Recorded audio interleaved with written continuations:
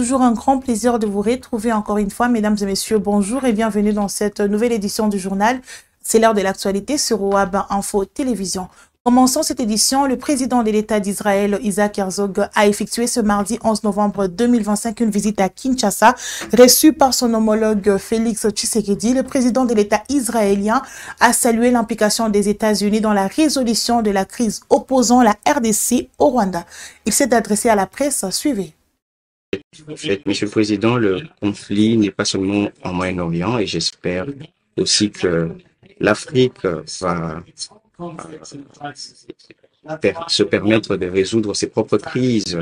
C'est la raison pour laquelle j'apprécie les efforts du président Trump dans la poursuite de la restauration des paix dans le conflit qui vous engage avec le Rwanda. Et je souhaiterais que l'attention du monde puisse s'orienter vers ceci plutôt que de se concentrer obsessivement sur Israël. Le bureau de l'Assemblée nationale a validé ce lundi 10 novembre 2025 la candidature d'Aimé Bodi Sangara à la présidence de la Chambre basse du Parlement et celle de Clotilde Moutita, candidate présentée par Ensemble pour la République, le parti politique de Moïse Katumbi au poste des rapporteurs adjoints. Pour en savoir plus, suivez les propos de Jacques Joly, rapporteur de la Chambre basse du Parlement. Vu la Constitution de la République démocratique du Congo du 18 février 2006, tel que modifié à ces jours, spécialement ses articles 100, 110, 112 et 113, vu l'arrêt Ercons 2192 de la Cour constitutionnelle rendu le 29 mars 2024, déclarant conforme à la Constitution le règlement intérieur de l'Assemblée nationale, vu le règlement intérieur de l'Assemblée nationale, spécialement en ces articles 26 et 27, vu les décisions numéro 001-P-AN-IGCTM 2025 et la décision numéro 002-CAB-AN-IGCT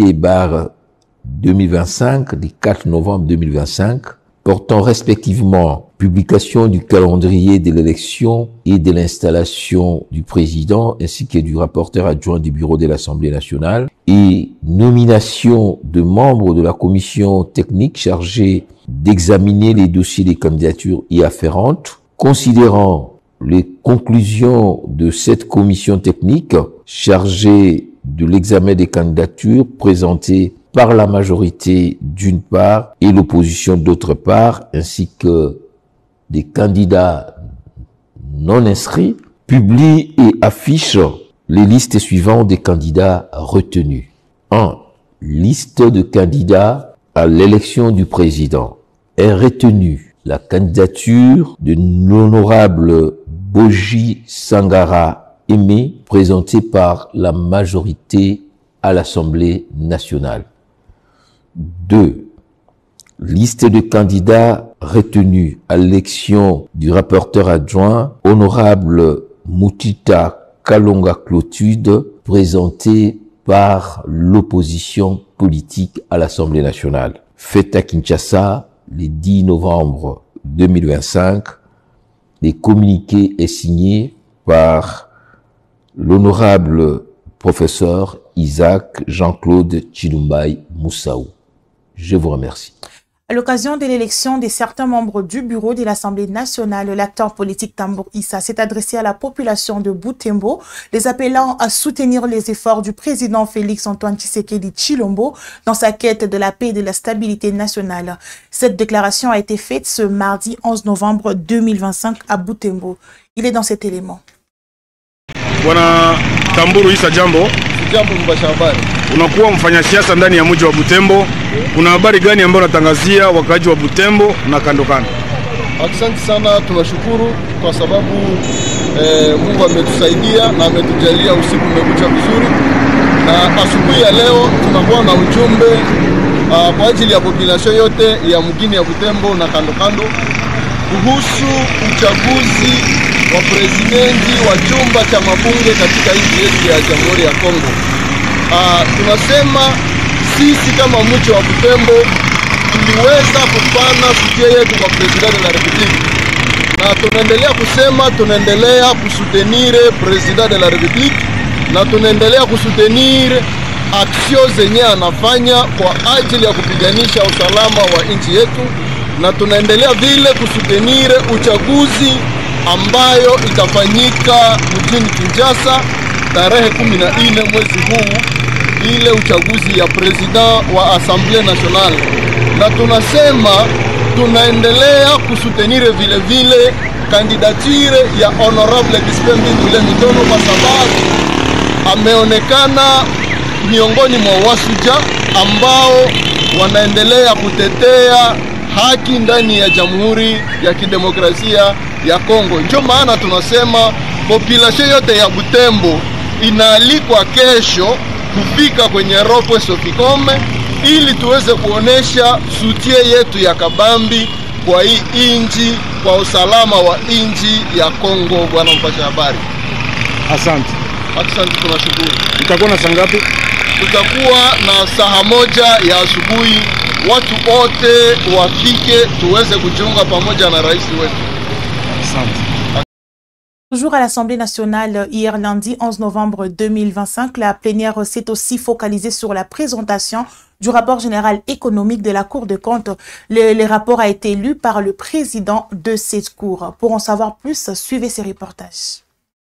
La séance est ouverte. L'Assemblée nationale a déclaré recevable le rapport de la Cour des comptes exercice 2024 et le renvoie à la Commission économique et financière pour examen approfondi. Sous la conduite du président intérimaire de la Chambre basse du Parlement, l'honorable Isaac Jean-Claude Chilumbaï, le premier président de la Cour des comptes a procédé ce lundi 10 novembre 2025 à la présentation de l'économie du rapport général de la Cour des comptes sous le contrôle d'exécution de la loi des finances 2023 devant la représentation nationale.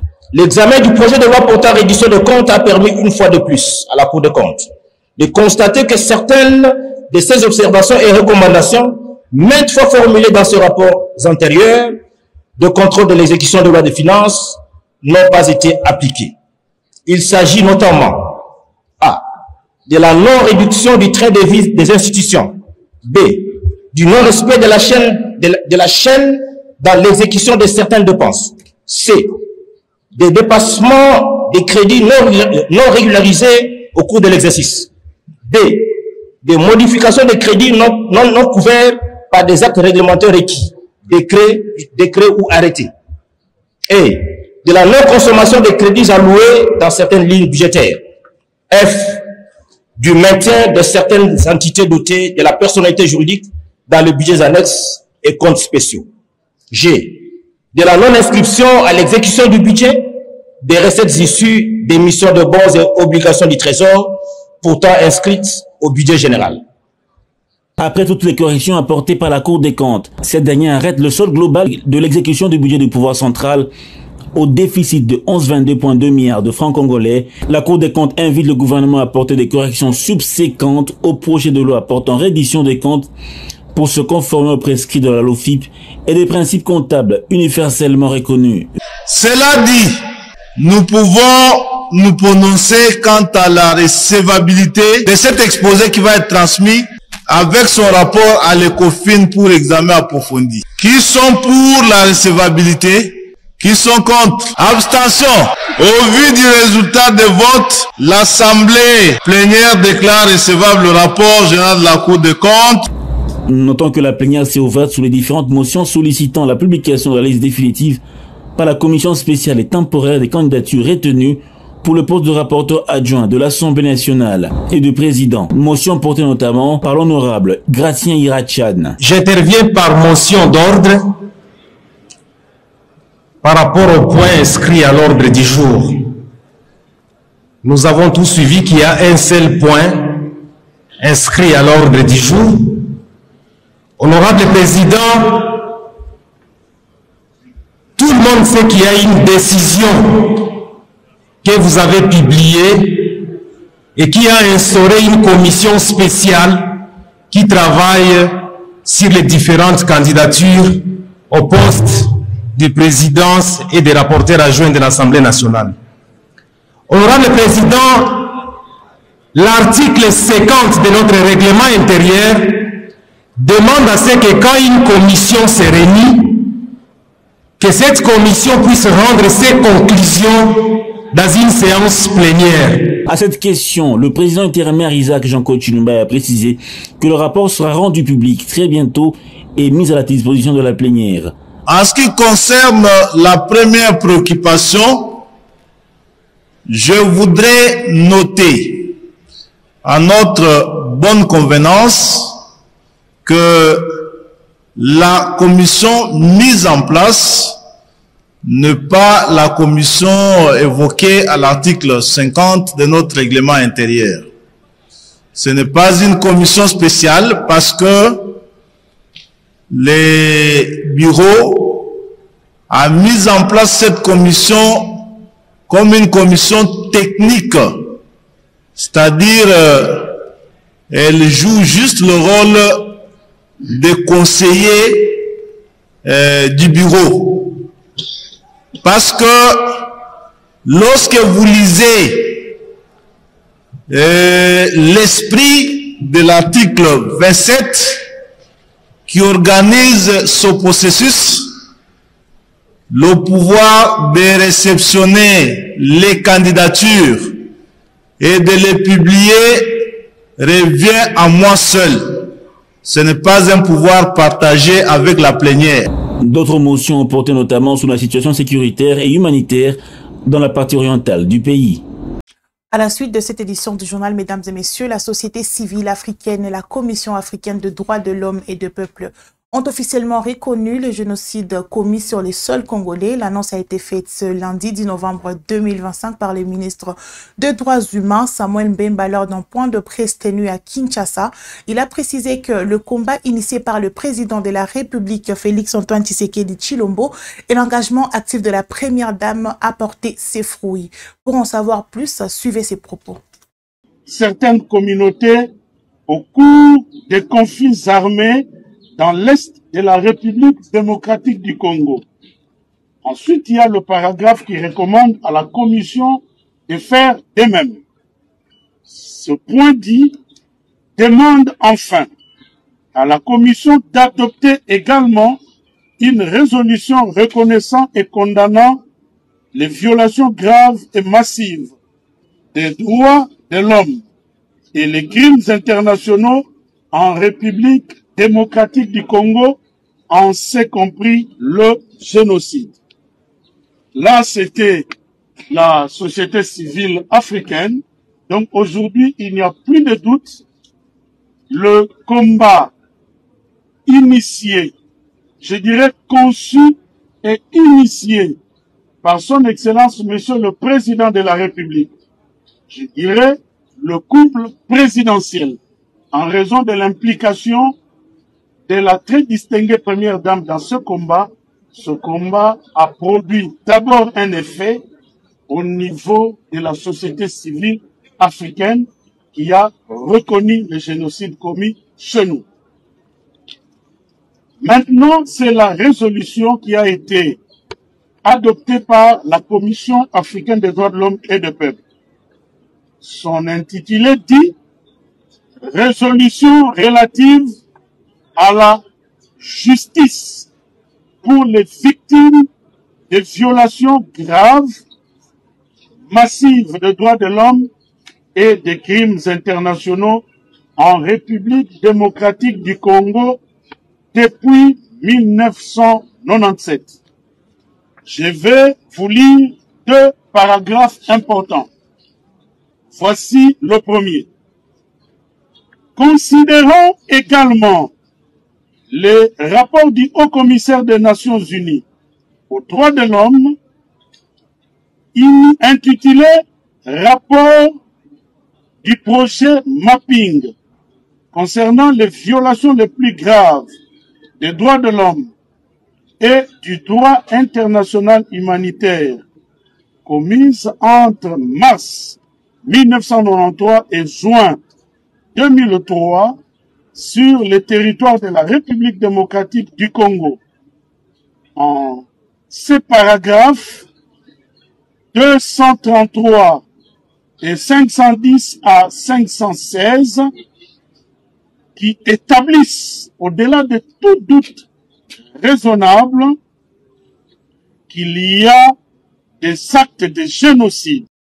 Voilà. Et pour mettre fin à cette édition du journal, la première ministre Judith Suminwa Tuluka a reçu ce lundi 10 novembre 2025 une délégation composée de présidents des assemblées provinciales. Au cœur des échanges, les causes de l'instabilité dans les institutions provinciales, l'engagement du gouvernement central est à assurer la stabilité institutionnelle et à régulariser les arriérés de paiement. Selon Mathéus Kanga, président de l'assemblée provinciale de la Chopo, il est ici. Nous sommes venus voir son Excellence Madame la Première ministre chef du gouvernement pour parler de l'actualité. Et l'actualité de l'air reste dominée par la situation politique au niveau de ma province, notamment ce que certains appellent instabilité au niveau des institutions provinciales. C'est autour de ça que nous avons échangé essentiellement, mais aussi par rapport à la marche des différentes provinces. Et je crois que de notre côté, nous avons demandé à son Excellence Madame la Première ministre, chef du gouvernement, en plus de cette communication qui a été faite par son Excellence Monsieur le Vice-Premier ministre, ministre de l'Intérieur, de ne pas se limiter à ce niveau-là. Certes, c'est la volonté du chef de l'État, mais maintenant, il faudra réfléchir sur la matérialisation, en réfléchissant notamment sur les causes profondes de ce qui est appelé instabilité, analyser froidement, retrouver les causes, faire un diagnostic approprié, en vue de trouver une thérapie aussi appropriée. Dans le cas contraire, on risque certes de vouloir soigner les symptômes, mais sans s'attaquer à la cause, on ne tournera qu'à rond. Voilà pourquoi nous avons partagé cela avec son Excellence Madame la Première ministre, qui a été attentive, qui nous a dit, entre autres, que pour elle, et notamment pour le gouvernement de la République, et même pour le chef de l'État, ça ne veut pas dire qu'on voulait ravir aux assemblées leurs prérogatives. Les assemblées devront continuer de jouer leur rôle de contrôle.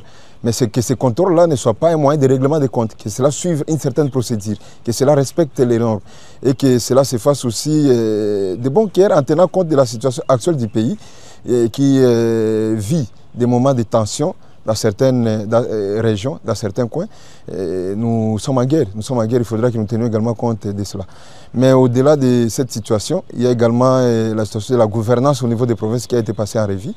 La situation des investissements du gouvernement de la République au niveau de nos provinces, qui doit être suivie également par les députés provinciaux, au-delà du suivi du niveau national, et des contrôles qui doivent être faits par l'IGF, la Cour des comptes et les autres structures de contrôle.